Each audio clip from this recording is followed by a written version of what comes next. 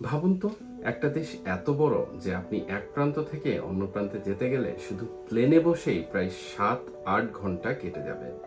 আর মাঝপথে আপনি যদি জানালা দিয়ে নিচে তাকান, দেখবেন একদিকে বরফে ঢাকা পাহাড়, অন্যদিকে সবুজ বন আর হ্রদ, আর তারপরে আবার একদম ফাঁকা তুন্দ্রা, যেখানে মানুষের চেয়ে হরিণ বেশি। এটাই কানাডা, পৃথিবীর দ্বিতীয় বৃহত্তম দেশ। শুধু রাশিয়া আমাদের চেয়ে বড়, আয়তন প্রায় 1 কোটি বর্গ কিলোমিটার, কিন্তু জনসংখ্যা বাংলাদেশের থেকেও কম। তাই অনেক জায়গায় এমন নীরবতা পাবেন যে নিজের শ্বাসের শব্দও বড় মনে হবে। আর মজার ব্যাপার হলো, এই দেশে 6টা টাইম জোন, মানে এক প্রান্তে সকালের নাস্তা হচ্ছে, ঠিক সেই মুহূর্তে দেশটির আরেকটি প্রান্তে তখনও রাতের খাবার চলছে। বাংলাদেশে তো আমরা একটাই টাইম জোনে সারা জীবন কাটাই। এখানে এসে প্রথমে সময় মিলাতে গিয়ে আমার ঘড়ি বিভ্রান্ত হয়ে গিয়েছিল। কানাডার উপকূল রেখা পৃথিবীর মধ্যে সবচেয়ে বড়, 2,40,000 কিলোমিটারেরও বেশি। ভাবুন তো, কেউ যদি প্রতিদিন 1 কিলোমিটার করে হাঁটে, সব ঘুরে শেষ করতে 600 বছর লাগবে। আর শুধু উপকূল নয়, এখানে আছে 31,000-এরও বেশি হ্রদ। আমি প্রথমে শুনে ভেবেছিলাম হয়তো ভুল শুনছি, কিন্তু গুগল করে দেখে নিলাম, আসলেই সত্যি। গ্রীষ্মকালে এই হ্রদগুলোতে নৌকা চালানো, মাছ ধরা, ক্যাম্পিং সবকিছু হয়। শীতে জমে গেলে তাতে আইস স্কেটিং হয়, এমনকি কিছু জায়গায় গাড়ি চালানোও হয়। বাংলাদেশে কেউ যদি প্রথমবার বরফের উপর দিয়ে গাড়ি চালায়, মনে হবে কোনো সিনেমার স্টান্ট করছে।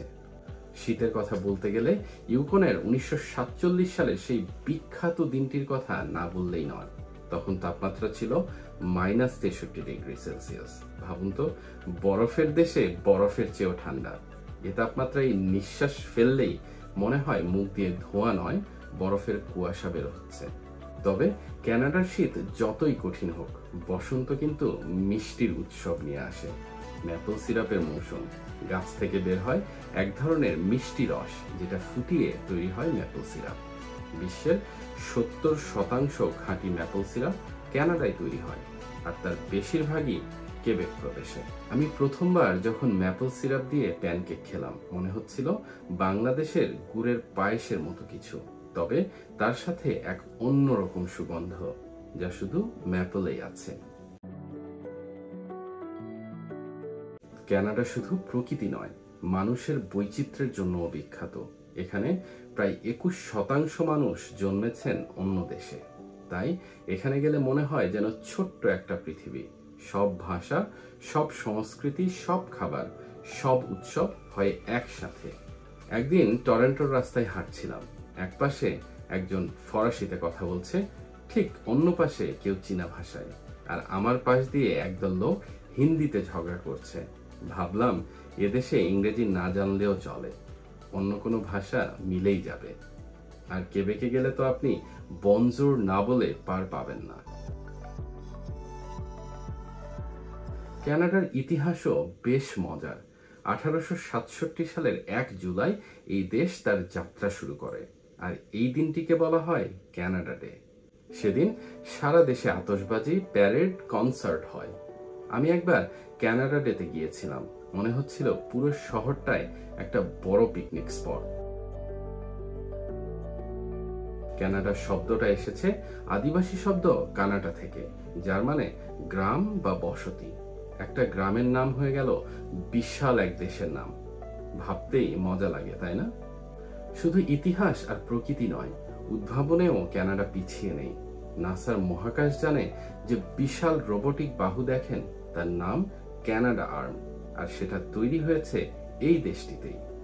প্রাণী জগতও এখানে অসাধারণ।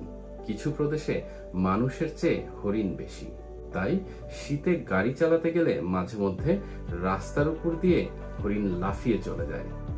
ব্রিটিশ কলম্বিয়ায় কালো ভালুক, গ্রিজলি ভালুক আর সাদা কেরমট ভালুক আছে। এদের দেখতে মনে হয় যেন বরফের রাজা।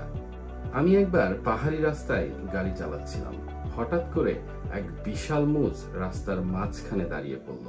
শিং এত বড় যে মনে হচ্ছিল এক লাফে পুরো গাড়িটাই উল্টিয়ে দিবে। কানাডায় কিছু আইনও বেশ মজার। যেমন একসময় অন্টারিওতে রবিবার বড় আইসক্রিম কোন বিক্রি করা বেআইনি ছিল। আমি ভাবছিলাম যদি বাংলাদেশে এটা হতো, রবিবারে হয়তো সবাই দুইটা ছোট আইসক্রিম নিয়ে একসাথে খেত।